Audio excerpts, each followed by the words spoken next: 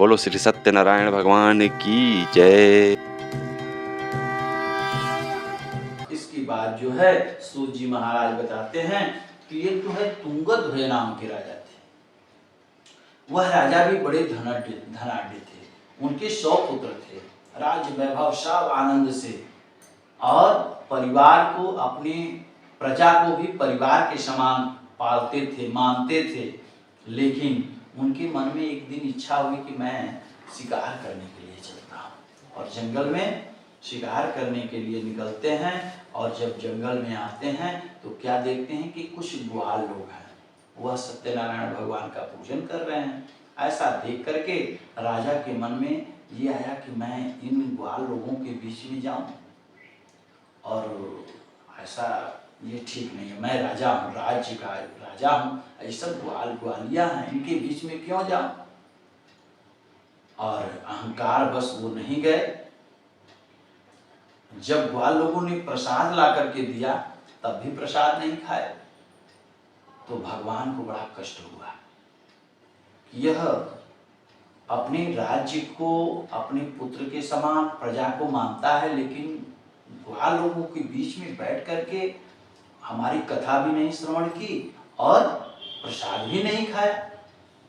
तो उन्होंने क्या किया कि उनके 100 पुत्र थे। 100 पुत्र जो है तुंगध्वज के 100 पुत्र थे, सब मर गए। हाथी घोड़े बैल जितने जो कुछ भी थे उनके राज्य में सब विध्वंस हो गया। केवल ग्वाल लोग नारायण के पास जो बैठे थे वही बचे थे, और ये वहां थे इसलिए ये बचे। इसके बाद इनकी घटना इस प्रकार होती है, अभी घी है ना एक जलने दीजिए। इस प्रकार से हुआ क्या कि जब ये जंगल में शिकार करने के लिए गए थे तो सेनाओं का संग छूट गया था। सेना काफी दूर रह गई और राजा जाते जाते घोर जंगल में चले गए। वहां पर उन्होंने क्या देखा कि अब मैं थक गया हूं, अब आराम कर लूं वट वृक्ष के नीचे, फिर इसके बाद पुनः अपने नगर को जाएंगे। कोई शिकार तो कर नहीं पाया, कोई आखेट नहीं कर पाया, और मन में ऐसा धारणा लेकर के और थोड़ा सा थक करके वहीं वट वृक्ष के नीचे आराम करने लगे। फिर उन्होंने देखा कि ऊपर एक प्रेत था। वह प्रेत राजा को देख करके और तुरंत सामने खड़ा हो गया। बोला कि अहो भाग्य मेरा, इतने दिन बाद जो है मुझे भोजन मिला है, कई वर्षों के बाद। मैं आपको खाऊंगा, अपनी क्षुधा को तृप्त करूंगा। ऐसी मन में धारणा लाए तो राजा डर गए और बोले कि आप मुझे खाओ मत, और तुम बताओ कहाँ के रहने वाले हो। बोला मैं गुजरात का रहने वाला हूं और बड़ा पाप किया हूं, इसलिए बड़ा पाप किया हूं, और आप इसीलिए मैं प्रेत योनि में आकर के भटक रहा हूं इस जंगल में। ऐसी बात सुनकर के, वैसे भी भागवत कथा में भी आता है कि दक्षिण भारत में भक्ति बहुत अच्छी थी, कर्नाटक वगैरह में। इसके बाद गुजरात में आते आते भक्ति जो है बुजुर्ग हो गई थी, और ज्ञान और वैराग्य जो है एकदम बूढ़े हो गए थे, जर्जर हो गए थे। फिर जब वृंदावन में जब ये गई भक्ति, तब जाकर के इनको यौनावस्था प्राप्त हुआ, लेकिन ज्ञान और वैराग्य इसी तरह जर्जर रहे। अर्थात किसी ने बताया कि मैं जब गुजरात में थी तो मेरी भी दशा बड़ी खराब। वहाँ के कोई राजा थे, कोई पूजा पाठ धर्म ये सब नहीं करने देते थे, जिससे कि धर्म की हानि हो रही थी, भक्ति भाव खत्म हो गया था। तो वही वो गुजरात का रहने वाला जो प्रेत था, बोला मैं गुजरात का रहने वाला हूँ, बड़ा पाप किया, इसलिए इस योनि में आकर के इस जंगल में पड़ा हूँ। तो बोले कि आप मेरे साथ मित्रता करो, और मित्रता करने के बाद चलो मेरे राज्य में, मैं तुमको प्रेत योनि से छूटने का उपाय करेंगे। उसने कहा कि अगर ऐसा हो जाए तो ठीक है। वो मित्रता कर लिया। राजा आगे आगे, प्रेत जो है पीछे पीछे अपने नगर में पहुंचे थे। तो कहते हैं जैसा संगत होता है वैसा गुण आ जाता है। तो उतनी देर प्रेत के साथ रहने की वजह से ग्वाल लोगों का प्रसाद वो नहीं खा पाए थे राजा, जिसके वजह से उनकी पूरी प्रजा समाप्त हो गई। फिर जब ये घर को जाते हैं, प्रसाद छोड़ देते हैं, नहीं खाते हैं, तो वही प्रसाद जो है वह प्रेत खा लेता है। अब प्रेत के प्रसाद खाते उसका शरीर जो है देव पुरुष के समान परिवर्तित हो जाता है। उस पर विमान पर बैठ करके वह भगवान के शरण में जाने लगता है। तो कहता है कि मित्रता इन्होंने किया मेरे साथ, मित्र बनाए, इसीलिए प्रसाद नहीं खाए। हे नारायण, इनका कल्याण करना। और भगवान तो भाव के भूत है, वो तो किसी और कारण से छोड़े थे, लेकिन उसके मन में हुआ कि इन्होंने मेरे लिए प्रसाद नहीं खाया होगा, इसलिए भगवान इनका कल्याण करना। पूरे राज्य में सब मर गए थे, इनको घर जाते ही सदबुद्धि आई कि अरे हमने तो नारायण का प्रसाद नहीं खाया, इसलिए ऐसा हुआ है। और पुनः दौड़ करके ग्वाल लोगों के बीच में बैठ करके सत्यनारायण भगवान का व्रत और पूजन करते हैं, वहीं भंडारा करते हैं। वो फिर इसके बाद प्रसाद खाते हैं, राज वैभव से संपन्न हो जाते हैं और इस प्रकार से सुख को भोग करके परम गति को प्राप्त करते हैं। ये 5वें अध्याय की कथा में सूत जी महाराज 88,000 ऋषियों को बताए किस प्रकार से उनका कल्याण हुआ। फिर इसके बाद विशेषतः कल के सत्य पूजा फलप्रदा के शीत कालम वदिष्यामि सत्यमी सत्वमेव। कोई उनको सत्यनारायण कहता है कलयुग में, कोई कहता है सत्यदेव, कोई कहता है सत्यनारायण, कोई जो है कुछ नाम से पुकारता है। इस प्रकार से अनेक रूप धारण करके, नाम रूप धारण करके भगवान सत्य व्रत रूपी सत्यनारायण भगवान, विष्णु भगवान सबका कल्याण करते हैं। यह इदम पठेत नित्यं षोडशं सत्मुनि शतमा, जो इस सत्यनारायण भगवान को, भगवान की कथा को सुनता है, पढ़ता है, पूजन करता है, व्रत करता है, तस्य नाशानि पापानि सत्यदेव प्रसाद। भगवान नारायण की कृपा से उसके सभी पाप पूर्वजन्म के समाप्त हो जाते हैं। व्रतम यस्तु कृतम व्रत सत्यनारायणस्य तेषां जन्मानि कथयामि मुनीश्वरा। हे मुनियों, मैंने सब आपको कथा श्रवण करा दिया। 5 अध्याय में स्कंद पुराण में जो लिखी गई थी, यह हमने नारद जी से सुना था और आप लोगों को हमने श्रवण कराया। फिर सूत जी महाराज से 88,000 ऋषि कहते हैं कि सत्यनारायण भगवान के व्रत और पूजन के करने के प्रभाव से सब लोग तो अपने अपने धाम को, गति को प्राप्त किए, फिर क्या उनका पुनर्जन्म हुआ कि नहीं हुआ, यह सुनने की इच्छा है। तब सूत जी महाराज ने कहा कि व्रतम यस्त कृतम व्रतम सत्यनारायण स तेषां त्वज्जन्मानि कथिष्यामि मुनीश्वरः। मैं उन लोगों के दूसरे जन्म की कथा भी आपको हम श्रवण कराते हैं, क्योंकि नारद जी ने हमें बताया था।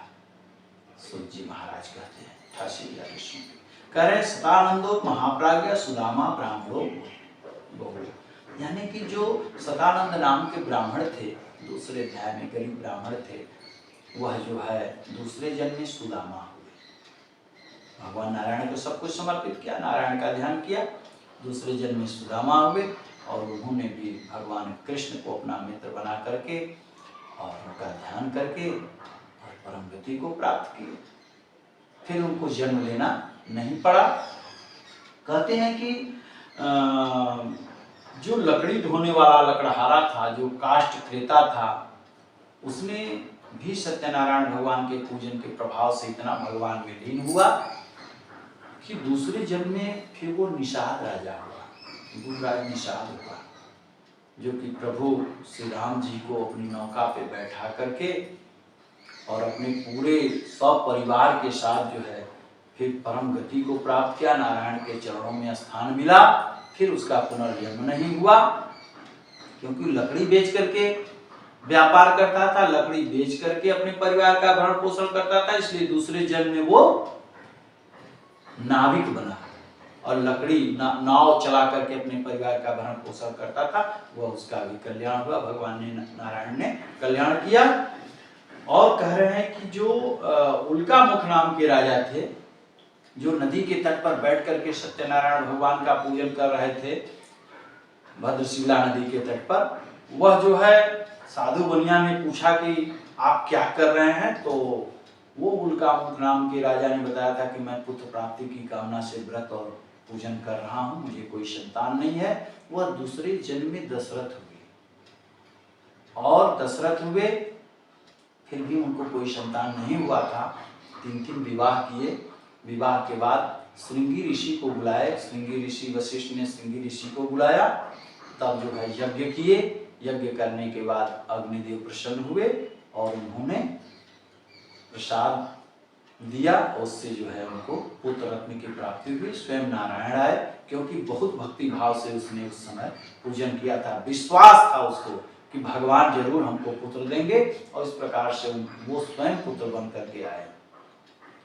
और इसके बाद कह रहे हैं कि वही उनका मुख नाम के राजा जो है दूसरे जन्म में दशरथ हुए, श्री रंगनाथ जी का पूजन करके वैकुंठ धाम को गए। और जो धार्मिक साधु बनिया था, उसने भी इतना कष्ट झेलने के बाद और पुत्री हुई थी, फिर दूसरे जन्म में जब वह भगवान का ध्यान करने लगा तो इतना ध्यान में लीन हो गया, सब कुछ छोड़ करके अपने दामाद को सब कुछ दे करके विरक्त हो गया।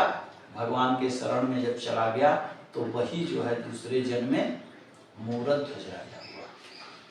और वह मूरध्वज राजा फिर उस जन्म में भगवान ने उसको एक पुत्र दिया, उसकी परीक्षा फिर उन्होंने लिया था। और अर्जुन को शेर बनाए थे, अपने ब्राह्मण बन करके कृष्ण गए थे और जा करके परीक्षा लिए कि हमारा शेर बहुत दिन से भूखा है, इसको खाने को दो। बोले क्या खाएगा? बोले कि आपके पुत्र को खाएगा और अपने से शिकार करेगा नहीं। तो इसलिए दोनों पति पत्नी ने मिल करके आरा से काट करके दाहिना अंग अर्पित किया था। तो नारायण प्रसन्न हुए थे, विराट रूप का जैसे कृष्ण को दर्शन दिए थे ऐसे मूरध्वज राजा को दर्शन दिए, और वह भी मोक्ष गति को प्राप्त हुआ, फिर दोबारा उसका जन्म नहीं हुआ। और कहते हैं कि तुंगध्वज नाम के राजा थे जो 4थे अध्याय में 5वें अध्याय में, वह जो है स्वयंभू मनु हुए, जिससे कि मानव जाति की उत्पत्ति हुई, मनु और शत्रुपा। इस प्रकार से वह भी सभी भागवत कथा को सुन करके वैकुंठ धाम को गए। और जो ग्वाल लोग थे जिन्होंने सत्यनारायण भगवान का जंगल में पूजन कर रहे थे, वह दूसरे जन्म में ब्रजमंडल वासी हुए और सभी राक्षसों का वध करके वह भी नारायण गोपाल के धाम को अर्थात गोलोक को प्रस्थान किए। ऐसे हमारे भगवान कृपा करते हैं। इति स्कंद पुराणे चतुर्विशे संहितात्मज्ञानदेवरेवाखंडे श्री सत्यनारायण व्रत कथायां 5वां अध्याय प्रेम से बोलिए सत्यनारायण भगवान की जय, वृंदावन बिहारी लाल की जय।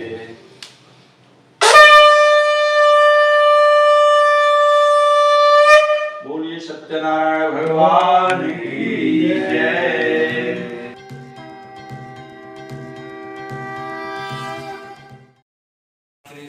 नमः स्वाहा, मृत्युंजय नमः स्वाहा, मृत्युंजय नमः स्वाहा।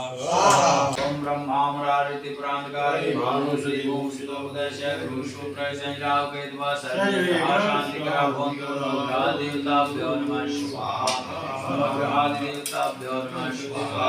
ओम शरण्य देवताभ्यो नमः स्वाहा, ओम शरण्य देवताभ्यो नमः स्वाहा, ओम शरण्य देवताभ्यो नमः स्वाहा। सत्यनारायण देवताभ्यो नमः स्वाहा, सत्यनारायण देवताभ्यो नमः स्वाहा, सत्यनारायण देवताभ्यो नमः स्वाहा।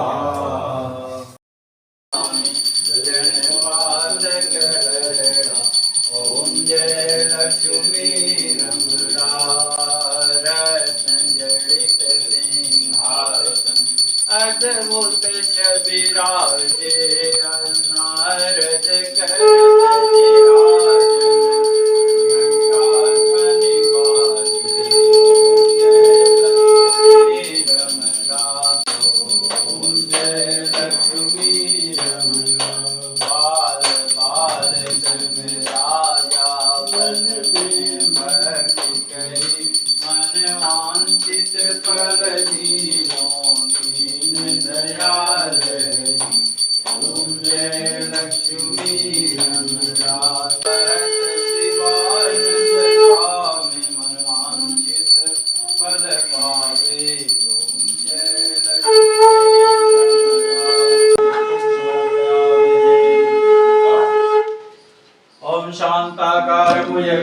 पद्मनाभं सुरेशं विश्वाधारं गगनसदृशं मेघवर्णं शुभांगं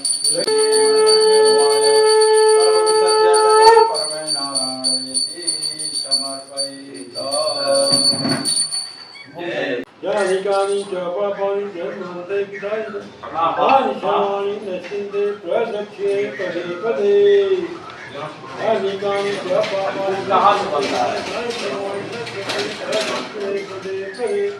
बोलो सत्यनारायण भगवान की जय।